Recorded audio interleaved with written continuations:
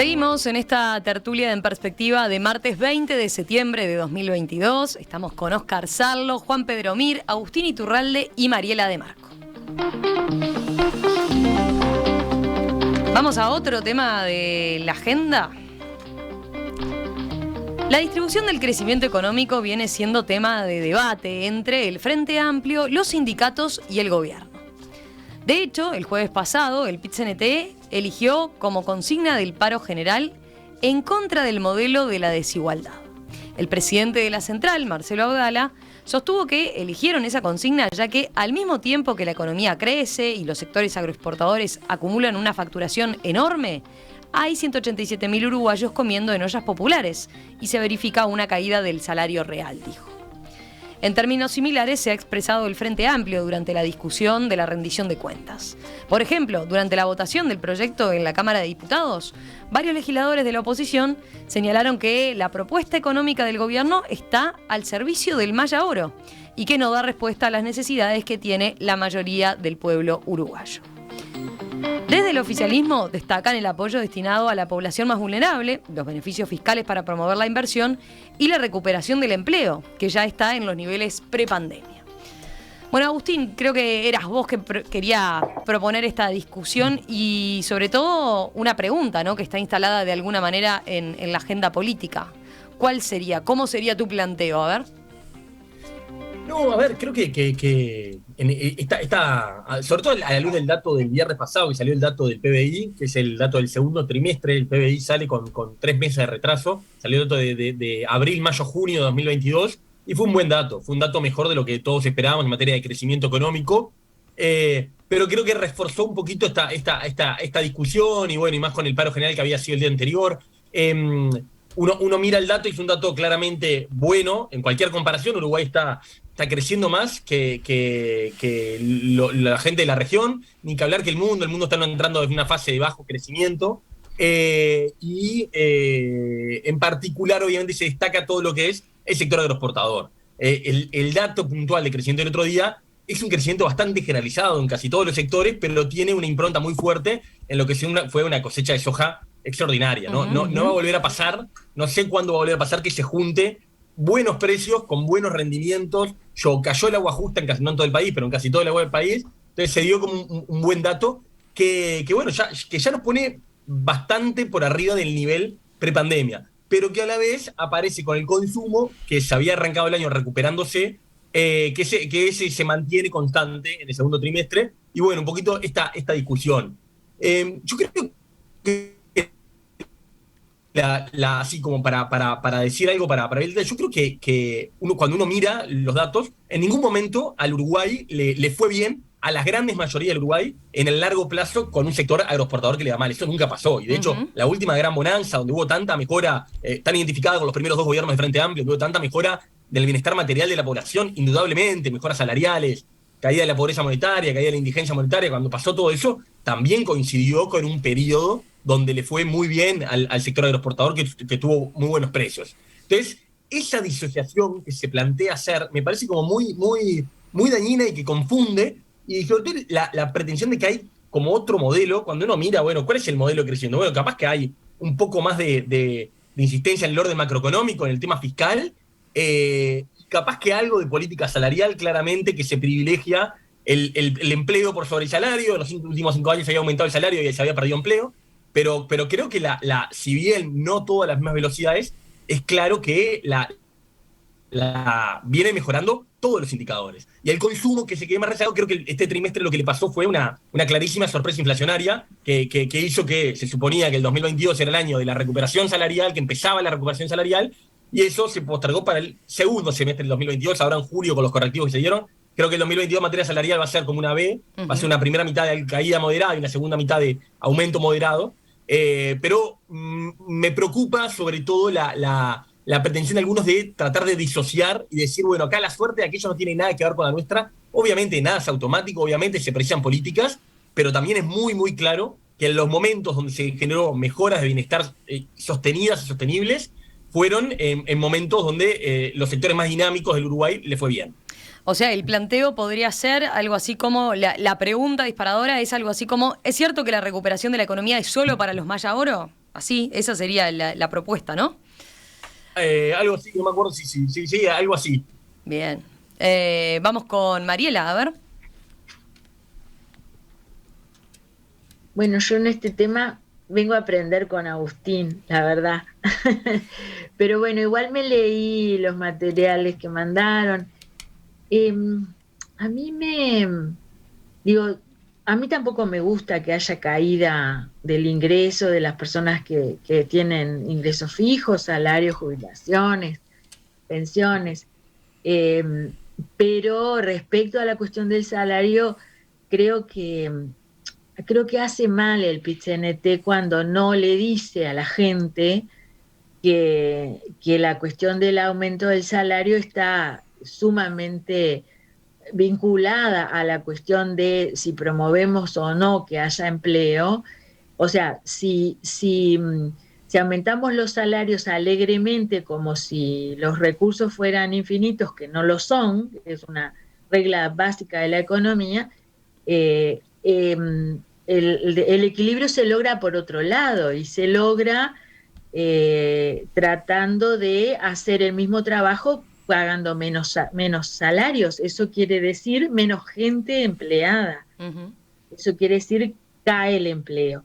Entonces, esa ecuación a mí me parece bien que el gobierno la cuide, que cualquier gobierno la cuide, porque también creo que hay consenso, o por lo menos había consenso antes de que la mejor política social es el empleo, es decir, no hay nada que contribuya más a la dignidad de las personas que poder ganarse la vida, de un modo, dicho de un modo así, sencillo, porque es así, me parece que a todos nos pasó, por lo menos yo recuerdo este, mi primer empleo como una cosa, como una situación que no sé, que me ponía orgullosa, fue lindo. Y eso creo que le pasa a todo el mundo. Entonces digo, hay que cuidar eso. Dicho esto, yo no siento que este gobierno no advierto más que sentir que este gobierno trabaje para los Mayaoro. Creo que cuida los números y eso después de un periodo donde los números de la macroeconomía se manejaron con bastante imprudencia, sobre todo en el gobierno de Mujica, para mí es una buena noticia. Naturalmente, habrá que prestar atención. Yo creo que la caída del salario real, que tampoco es enorme y tampoco se puede decir que haya una transferencia enorme de recursos desde los sectores asalariados hacia el empresariado. Yo no veo eso para nada, pero sí creo que hay que prestar atención y que me parece que esa caída ya no puede sostenerse mucho más. Me parece que ya es hora de empezar a, a recuperar el salario real perdido. Después se verá si además se puede mejorar el salario real, que es otro paso, ¿no? Pero por ahora me parece que la prioridad del gobierno primero era recuperar empleo, ahora viene la etapa de recuperar salario, que tiene que ser ya, y después vendrá, ojalá, la etapa de recuperar salarios a mejores niveles, mejores que los niveles históricos. Yo lo veo así. Juan Pedro. Sí, han sido años muy duros internacionalmente, por supuesto, muy duros. Ha sido pandemia de por medio, ha tirado de por medio a cuanto presidente sobre la pandemia surfeó sobre la pandemia. Han cambiado los gobiernos, los signos políticos. Si uno mira la región, la situación de la pobreza. El otro día escuchaba que en Perú el sistema de salud está tan colapsado que tratamientos, por ejemplo, de cáncer se aplazan 3 años en el sistema público de salud. Si uno ve el vecindario, un vecindario prendido fuego, creo que Uruguay ha llevado bastante bien algunos números macroeconómicos, pero eso no quita de ninguna manera que haya habido sectores, sobre todo sectores asalariados y los sectores populares, que hemos sentido, como asalariados, hemos sentido directamente afectados nuestros ingresos, y eso es, aparte de un problema económico, es un problema político. Y esto el gobierno lo tiene clarísimo. Si el gobierno no envía señales claras de mejoras salariales a los sectores de altos de ingresos bajos y medios, directamente va a perder las próximas elecciones. Y eso lo tiene claro el gobierno. Porque después contrastarle, como dicen, el órgano más sensible, no me acuerdo quién lo dijo, el órgano más sensible del ser humano es el bolsillo. Entonces, cuando vos ves que tu nivel de consumo se ve absolutamente contraído, y es una línea donde año a año los incrementos de la inflación son de un 10%, de un 9%, y tus incrementos salariales son siempre ahora una pequeña recuperación de un 2%, recuperación no, una equiparación, aumento de un 2%, y que al fin de año va a ser menor a la inflación. Si realmente eso se convierte en un tema en un país tan comunicado y tan integrado como el nuestro, en un tema general. Y después lo otro, por supuesto que todos queremos que al agro le vaya muy bien, queremos que se exporte muchísimo, todos queremos que mejor que todo el mundo haga mucha plata.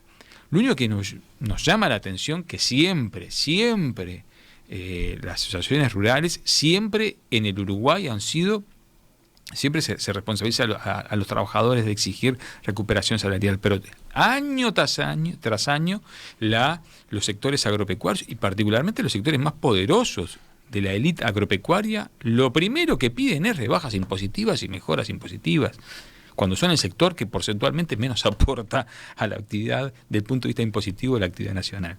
Entonces, hay un tema que es económico, pero que también es, en cierta forma, ideológico y político, de cómo este país ganadero y agroexportador, de alguna manera sigue encontrando en ese sector, un sector que, por supuesto, tira de la economía, se beneficia de ella, posee importante espacio de poder y muchas veces no ve más allá de sus logros inmediatos cuando el conjunto de la población está, como dice el tango, con la ñata contra el vidrio. Ahora, en particular, lo que pidieron el domingo es que no se instrumenten los cambios previstos en la rendición, ¿no? Que aseguran, le quitarían recursos que normalmente van para organismos vinculados al ámbito agropecuario, ¿no? Pero de alguna forma lo que dice Juan Pedro es lo que se reflejaba en la tertulia de ayer también con los planteos más allá de las coyunturas de parte de la ARU. Óscar. Un pequeño comentario. Dale. Que esto está ocasionando incluso problemas porque hoy los sectores económicos, y Agustín lo sabe mucho mejor que yo, están totalmente interconectados, ¿no? Quienes tienen inversiones agropecuarias, tienen inversiones hoteleras, tienen inversiones en las distintas áreas. Pero hay como dentro de los sectores diría Marx, los sectores dominantes, las élites de Pareto, hay una mirada un poco que tiene consecuencias políticas, que hay una mirada desconfiada a esa insistencia del sector agropecuario de ver que el mundo o la circulación económica se obstaculiza o se centra en esa área de producción que es cultural, que es geográfica, etcétera. Óscar. Bueno, lo primero que me gustaría conocer más de economía para poder realizar algún comentario sobre esto. Los datos son muy recientes y bueno, todavía hay poco análisis de esto y así que no tengo más remedio que apelar a intuiciones generales y a convicciones generales que tengo, ¿no? sobre el tema de la economía. En primer lugar, parece obvio, ¿no? Los datos están ahí, este crecimiento es importante en el sector agroexportador, es importante en la comparación anual. Ya esto no es tan grande si lo tomamos con el trimestre anterior, es decir, bueno, hasta cierto punto parece lógico y parece ser consecuencia del efecto rebote que está viviendo nuestra economía. Y en ese sentido, la estrategia del gobierno se va cumpliendo, de acuerdo a su concepción política, ideológica.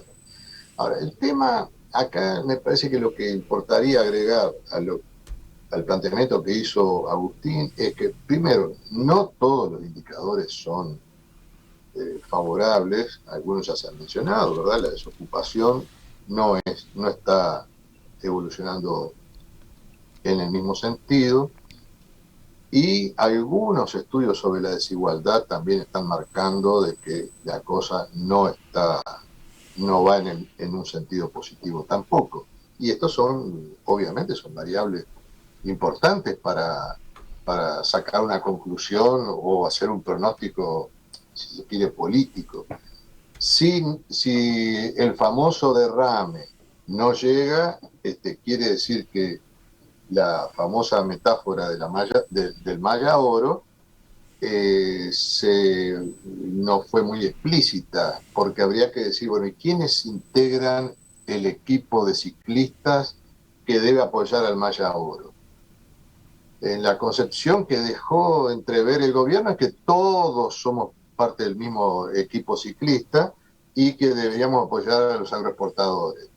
Pero esto si no se recibe ventaja para otros sectores, quiere decir que acá la competencia no es entre todos somos un solo país, sino que hay, como bien decía Juan Pedro, me parece que el equipo del Maya Oro o de los Maya Oro no está integrado ni por todos los uruguayos, ni siquiera por todos los grupos empresariales, donde también hay perdedores y perdedores muy significativos. Piensen en el litoral, pensemos en algunos sectores hoteleros, algunos sectores empresariales que han sido muy castigados y que todavía no ven claramente la recuperación. Entonces, esto del Maya Oro ha sido, como muchas cosas del gobierno, han sido ideas muy eficaces, las usan con un aparato de difusión muy bien aceitado y cumplen su papel, pero analizadas no queda mucho por ver. Y sobre todo, lo que más me preocupa es que tendencialmente la cosa no es muy halagüeña. Es decir, el aumento de las tasas de interés en los centros capitalistas, en los grandes centros capitalistas. Esto implica, me parece, por lo que uno más o menos conoce, de que la banca central está atrayendo capitales para sus economías y por lo tanto los que estamos en la periferia no vamos a seguir recibiendo ventajas de los grandes capitales que circulan en el mercado mundial. Así que si alguna cosa cabe prever es una retracción de la inversión. Los propios sectores beneficiados no dan señales de estar invirtiendo, quizás algunos de punta están invirtiendo, si la exposición del Prado puede dar muestras de que se invierte, que hay una mejora en la calidad, pero en términos generales, lo que uno ve es un crecimiento muy grande, pero muy grande de los depósitos bancarios y un crecimiento mucho menor de la inversión directa. Con lo cual, yo me hago esta idea, digo, los que acumularon en este periodo están esperando algo, no están invirtiendo, no están confiando, no están generando fuentes de trabajo. Si ellos, que son los que gozaron de todos los favores del poder, que tienen una hegemonía política y social y están conectados con el mundo internacional, no están confiando en nuestra economía, ¿quién lo va a hacer? A ver si el economista tiene respuesta, a ver. ¿Por qué están esperando entonces? No, yo algunas cosas que dice Oscar no comparto, creo que no se corresponden con los datos que están en la mesa. Otras cosas sí, creo que a ver, recuperamos el empleo que se perdió en la pandemia y casi 30.000 puestos de trabajo más. O sea, estamos, para ponerlo de alguna forma, en los 5 años anteriores a la pandemia se han perdido casi 60.000 puestos de trabajo y la mitad de eso ya se recuperó y la otra mitad no. O sea, estamos en algo así como el empleo de 2017 o 18 y claramente no estamos en el 2014, pero no solo se recuperó los puestos de trabajo de pandemia, sino un poco más. Y vamos, el año pasado se recuperó el nivel de actividad prepandemia, este año se va a crecer muy bien, y el año que viene está previsto crecer nuevamente en torno a 3 puntos, con más incertidumbre, con cambio de condiciones internacionales, como dice Oscar, pero es un buen crecimiento. Son 3 años con un buen crecimiento. Claramente, la recuperación no es idéntica, no, pero la recuperación post-2002 no fue idéntica a lo que teníamos en el 98. Hay empresas que cierran y no van a abrir, y el sistema económico funciona así. Van cambiando, abren nuevas empresas, hay otras que no acceden porque hay cambios tecnológicos, porque hay cambios productivos, y obviamente eso genera dolores de crecimiento, pero también en el rebote post-2002 Uruguay creció muy focalizado, muy hinchado por el sector agroexportador, y todo el tema industrial, el Mercosur que teníamos en los 90, buena parte nunca volvió, en particular por políticas de kirchnerismo, pero buena parte nunca volvió. Entonces, claramente hay diferencias y no es para todo el mundo, no con Juan Pedro, que ahora al gobierno le viene el desafío de, bueno, ¿cómo hace llegar a más gente esto? Creo que ese es el desafío que le queda, y es claro, creo que una primera parte del gobierno concentrada en recuperar la confianza, en ordenar las cuentas públicas, y ahora viene una segunda parte en mejorar el empleo, y ahora viene una segunda parte donde la verdad hay alguna capacidad para ser un poquito menos contractivo o un poco más expansivo. Es verdad que están cambiando las condiciones internacionales, se están endureciendo, pero Uruguay en eso las está recibiendo, este cambio de condiciones adversas, como pocas veces en su historia. El déficit fiscal sigue bajando, y eso permite que Uruguay tiene un riesgo país hoy menor que el de Chile y el de Perú. El primero es en muchísimo tiempo. Las restricciones de acceso a financiamiento es muy difícil que le peguen a Uruguay. No tenemos, de alguna forma, nosotros decimos el riesgo Macri, que es el riesgo de que te suban las tasas y quedes con la rueda para arriba, está despejado, ese riesgo está despejado. Bueno, viene lo otro. Hay que hilar muy finito en lo otro, sobre todo la recuperación salarial, y creo que hay sectores, como lo que estábamos nombrando, que claramente hay condiciones para acelerar la recuperación salarial. De hecho, muchos con el correctivo de julio ya llegaron hay en 2019. una parte de la población que nos hemos olvidado. Dice, por ejemplo, este oyente, entiendo lo de mantener el empleo en relación a lo que decía Mariela, ¿no? Pero no me parece justo que el jubilado pierda poder de compra, por ejemplo. Sí, la jubilación en este país van atadas al índice medio de salarios, y al caer el índice medio de salarios caen algo las jubilaciones. Hay sectores que claramente hay que pedirles que aceleren, y están todas dadas las condiciones. Hay otros, como los que nombraba Oscar, la hotelería, que hay que ir muy despacito. Creo que no es todo color de rosas, creo que quedan desafíos pendientes muchísimos, pero creo que la idea de que acá hay como dos Uruguay que no tienen ninguna conexión, creo que no se sostiene, y hay una deuda, me gustó que dijo Juan Pedro, en materia de conciencia agropecuaria y de conexión con el mundo agropecuario en los dos sentidos. Creo que muchas veces se escuchan comentarios como el que describía Juan Pedro, y muchas veces escuchan comentarios como, los del campo, se la llevan todas y no queda nada para acá, y gente del sector de agropecuario que dice, nosotros subsidiamos los boletos de Montevideo y no ganamos nada de eso. Creo que hay que entender mucho más el rol y la sinergia, y bueno, que es todo un país, y en ese sentido creo que las dos partes tienen mucho. Uruguay necesita mucha más conciencia mutua de sus sectores productivos. Leo algunos mensajes más. A ver, dale, Oscar.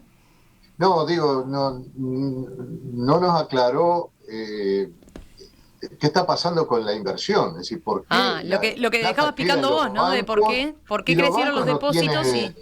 Pero Oscar, está en niveles récord la inversión. No sé, hay que ir hasta el 2012 para encontrar una inversión así. La inversión está en niveles altísimos. Y el sector agropecuario en particular, hay una inversión muy importante. En la COMAP, la famosa ley de inversiones que funcionó tan bien en los gobiernos anteriores, que se la reempujó en hay 4.000 millones de dólares propuestos para proyectos de inversión. La inversión, el problema está en el consumo. Reconozco que hay un problema de rezago. Las inversiones y las exportaciones son los dos motores que vienen cinchando. Siempre, como son tres motores, inversión, exportaciones y consumo, hay dos que vienen con muy buen desempeño y el otro que viene más atrás claramente, y ahí hay un desafío. No está claro, Agustín, por esos fondos que están, ese crecimiento enorme de los depósitos bancarios, qué orientación va a tener.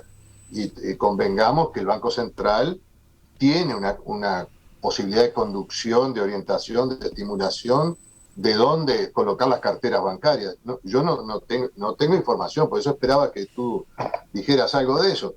Ahora, yo digo, si el Estado no actúa en esto no sabemos bien lo que va a pasar, pero el único que puede redistribuir algo es el Estado. Y acá las pequeñas señales que el Estado ha dado para, a su manera, tratar de reasignar recursos, el sector, el Maya Oro, ha sacado los dientes y ha mostrado que no quiere saber de nada. Los dos rubros. El manejo del valor del dólar, la cotización del dólar, que obviamente se está aguantando para evitar una inflación mayor, que es lo que seguramente acontecería. Bueno, pero no es lo que le sirve al sector exportador, ¿no? ¿Cómo? Que en ese sentido, y tenés un ejemplo muy claro de Oscar, no se está aguantando el dólar. El dólar no sube por otros motivos, pero si se estuviera aguantando, como decís, es lo contrario de lo que le serviría a los exportadores. Los exportadores quieren que el dólar suba, lo que les sirve es que el dólar suba. El gobierno, con tu criterio, tiene una política contraria al sector agroexportador. Por eso estoy diciendo que ya le dijeron que eso no puede seguir mucho tiempo más. Ya le pidieron que aflojen el control del dólar. Y la segunda cosa, un pequeño aumento en un impuesto para transferirlo a un sector de investigación, ya saltaron en el mensaje, no tuvieron mejor idea que elegir eso para decir, no queremos ni un cambio en las reglas, esto tiene que seguir eternamente así. Bueno, no estamos, el Maya Oro trabaja con muy poca gente a su alrededor y me parece que no quiere compartir. Mira, ya que lo mencionás, aparecen los oyentes más ciclistas que permanentemente hacen referencia a la precisión. Dice, por ejemplo, en este caso, bueno, no tengo el nombre, pero su celular termina en 641. Los Maya Oro son los que todo el equipo trabaja para ellos. Son los que van a ganar y todo el equipo juega para ellos. En el ciclismo es así. La metáfora es muy mala para aplicarla a la sociedad, dice. Porque no se aclaró quiénes son el equipo. Claro. El presidente pretendió que el equipo somos todos y no es así. Hay una interesante discusión, bueno, ¿cuál es el rol del Estado, no?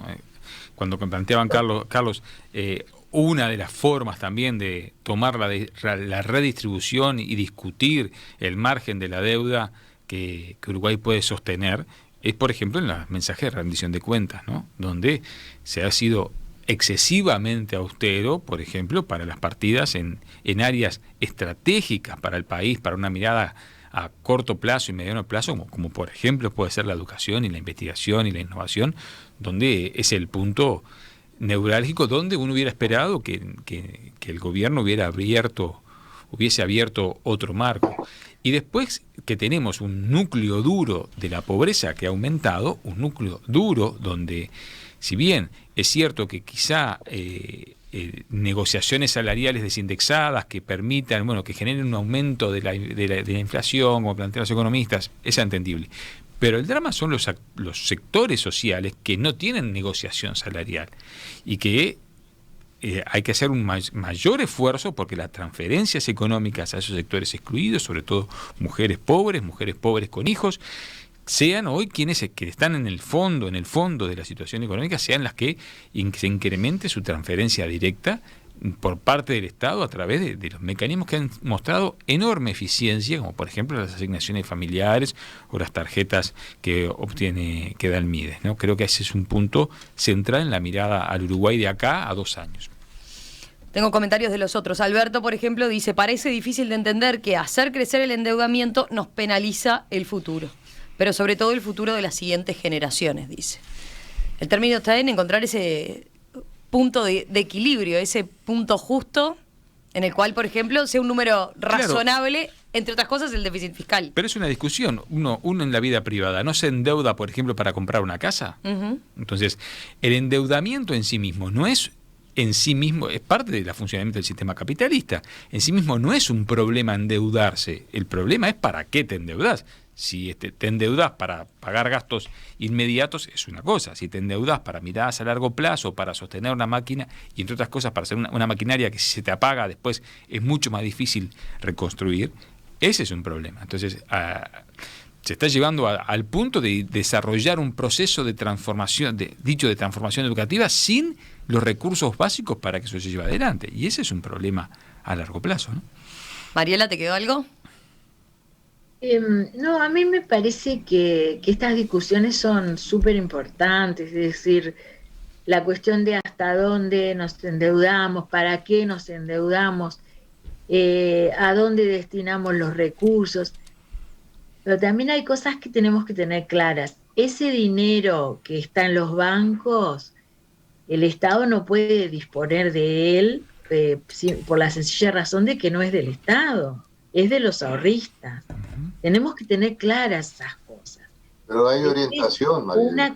Una cosa es, bueno, existen mecanismos legales de promoción de inversiones y me parece que esos mecanismos, en todo caso, si digo, no, se pueden revisar en el sentido de que a lo mejor hay sectores que están recibiendo exoneraciones tributarias o estímulos para la inversión que de verdad no inciden mucho en el empleo. Eso también hay que analizarlo.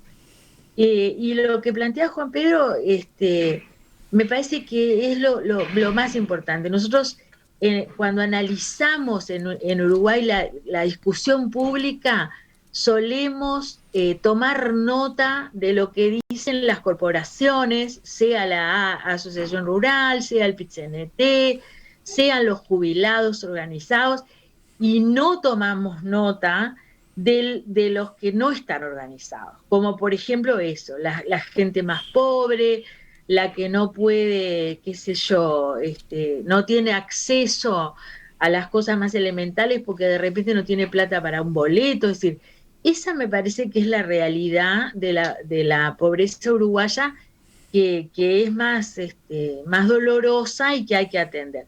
Pero también hay que decir que no es verdad el relato de que en Uruguay han caído miles y miles de personas en la pobreza en este último tiempo, porque los datos desmienten eso. No es solo que comparativamente con los demás países de la región estamos mejor, que también es verdad, sino que además me parece que esas políticas de austeridad que a veces nos caen mal han permitido mantener el sistema de apoyo a los sectores más vulnerables en niveles prepandemia durante la pandemia. Y eso es impresionante. Ahora, que igual uno quisiera que los niveles de pobreza uruguayos caigan, por supuesto. Nosotros, bueno, no me quiero extender mucho en esto, pero en ese sentido, entonces yo siempre voy a simpatizar muchísimo más con las políticas de combate a la pobreza que con las políticas de aumento de salarios al barrer, por ejemplo, hablando de aumento de salario, ya no de recuperación del nivel salarial, porque me parece que esas políticas tienden a atender, a beneficiar al que hace más ruido y no al que necesita más. Y ese es otro de los dramas uruguayos, y se instaló por unos cuantos años esa cultura de dialogar con el que grita más fuerte.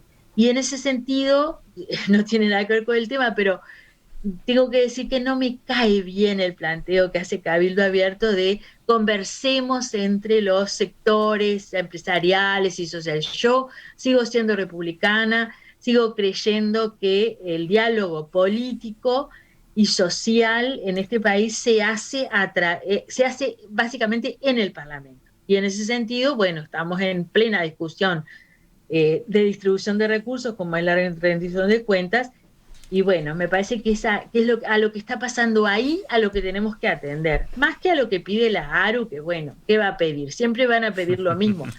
Queremos pagar menos impuestos, queremos acumular más riqueza, y del otro lado queremos recibir mejores salarios, nosotros los que estamos sindicalizados y organizados, y los demás que se arreglen como puedan.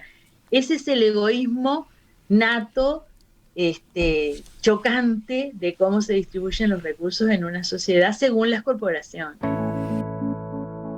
Estuvo entretenido la tanda, ¿eh? Estuvo entretenido porque siguió el comentario del tema 2, dio mucho que hablar. Uh-huh. Había varios que estaban reticentes a tratar el tema, ¿no? Que estaban como con temor, de decir, nos vamos a meter con la economía, pero no, por lo visto, y es más, se quedaron con cosas por decir. Uh-huh. Oscar me estaba pidiendo la palabra para hacer una aclaración que tenía que hacer.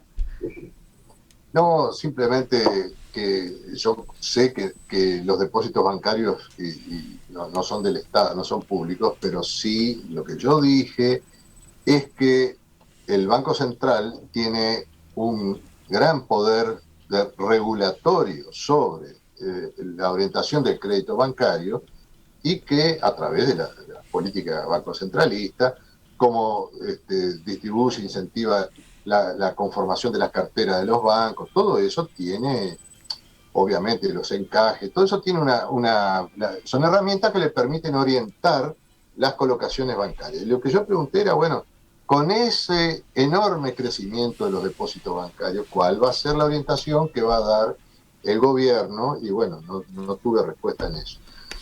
Pero quiero decir que no es ahí, no es un ámbito de libertad total ni nada por el estilo. Eso está todo regido por políticas bancos centralistas. Nada más, ¿no? Digo, Era eso. claro, sí.